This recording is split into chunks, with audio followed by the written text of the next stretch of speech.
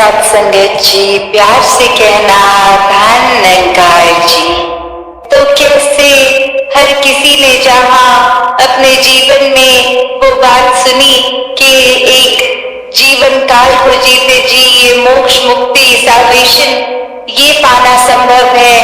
तो वो एक ब्रह्म ज्ञान रूप से इस निराकार को पाकर, इस सच्चाई को पाकर ही संभव है। कैसे फिर जीते जी इंसान किसी मटेरियलिस्टिक चीज से नहीं जुड़ता,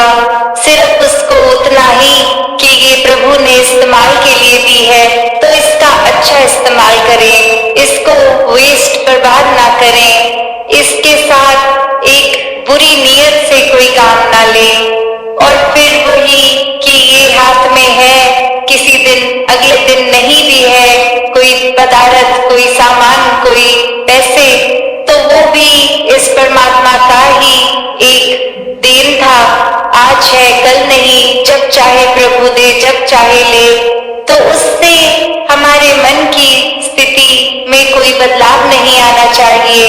क्योंकि ये सारे सुख सुविधा संविधान ये हमारे जीतने जी के लिए है। और जीना फिर हर किसी को जब हर समय इस परमात्मा के साथ है, इसको प्राप्त करके, इसको देख के, तो फिर वो साधन हो ना हो उसका भक्तों के जीवन पे कोई असर नहीं होता। वो तो फिर एक ये बात जान लेते हैं कि ये इम्पोर्टेंट नहीं है, सिर्फ एक फैसिलिटेट करता है जीने के लिए, सब कुछ ये नहीं है। तो जो इस सब कुछ इस परमात्मा को जान लेते हैं वो ही इस सोची से जी सकते हैं। एक कहानी का सहारा लेके दासी अपनी बातें और रखना चाहेगी कि एक घर में दो बच्चे और उनकी अब वो टीनेज लाइफ खत्म, पढ़ाई लिखाई खत्म, और उनके घर में पेरेंट्स ने ये सोचा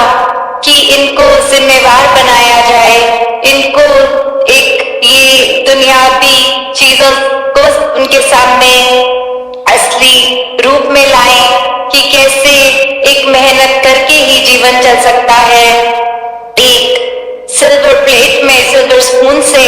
खाकर नहीं कोई जीवन आगे बढ़ सकता है। तो उसके लिए वो एक बात उन्होंने बच्चों को समझाई कि इस तरह घर से कुछ समय के लिए जाओ, इंडिपेंडेंट होके इस जीवन में कैसे एक मेहनत करके पैसे कमाए जाते हैं, ये देखो, ये सीखो। और वहीं दोनों बच्चे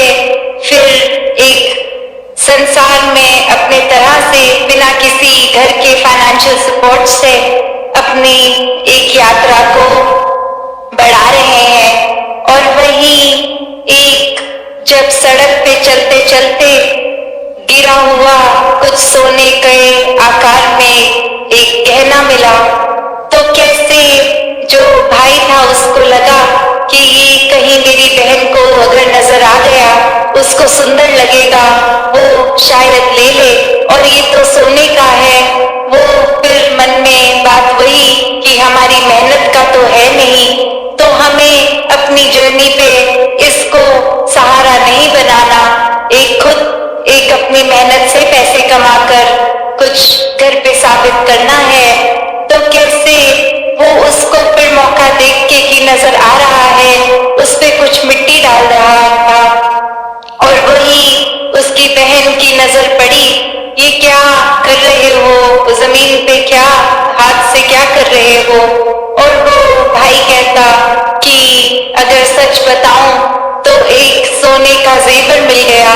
और वो तुम्हारी नजर उस पे ना पड़े कि तुम अपने शरीर पे पहन लो, या ये ख्याल लो कि कुछ मिल गया है तो इसी को पहली सीढ़ी एक बनाकर इसको बेच देते हैं, तो तुमसे छुपा रहा था। और वही वो बहन हंस पड़ती है कि मेरे लिए तो तुमने मिट्टी पे ही मिट्टी डाली है। जब ये बात समझ ली है कि एक उसको चीज चाहे महंगी है वो, पर जब हमारा ये लक्ष्य ही नहीं कि किसी चीज के साधन को अगर वो खुद मिल रहा है तो उससे अपने जीवन की चढ़नी है, पर माता पिता ने ये उद्देश्य दिया था कि खुद से मेहनत करके ये करना है, तो मेरे लिए ये इम्पोर्टेंट थी भी नहीं। तुम मिट्टी को ही मिट्टी से ढक रहे थे, मुझे दिख भी जाता तो भी मैं वो ना उठाती। तो बात वही कि कैसे जहां संसार में जो ये समझ लेते हैं कि सामान सिर्फ तब तक ही लिए जब तक उसके साथ एक कोई ऐसी अटैचमेंट ना बन जाए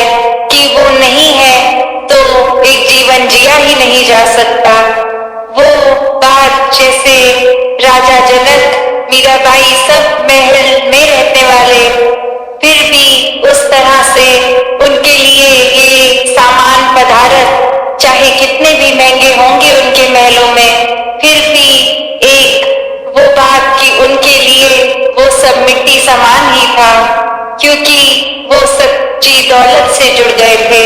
उन्होंने इस निराकार का एहसास कर लिया था, इस परमात्मा को हर समय के लिए अपने जीवन में बसा लिया था, हर समय इसके दर्शन करते थे। तो वो जानते थे कि सामान में महंगे से महंगा भी हो, किसी दिन उसकी चमक चली जाएगी, किसी दिन वो टूट जाएगा, किसी दिन वो नष्ट हो जाएगा। सामान हर समय के लिए रहने वाली कोई चीज नहीं है। तो ये हर समय जो रहता है वो उस प्रकार उसके साथ जुड़ने का काम इस मनुष्य को जो मिला है कि जीते जी इस रचनहार को जान लो, ताकि फिर इसकी रचना में वो रचनहार देखते हुए उसको सिर्फ ना ही अप्रिशिएट करा जाए, उसकी प्रशंसा की जाए,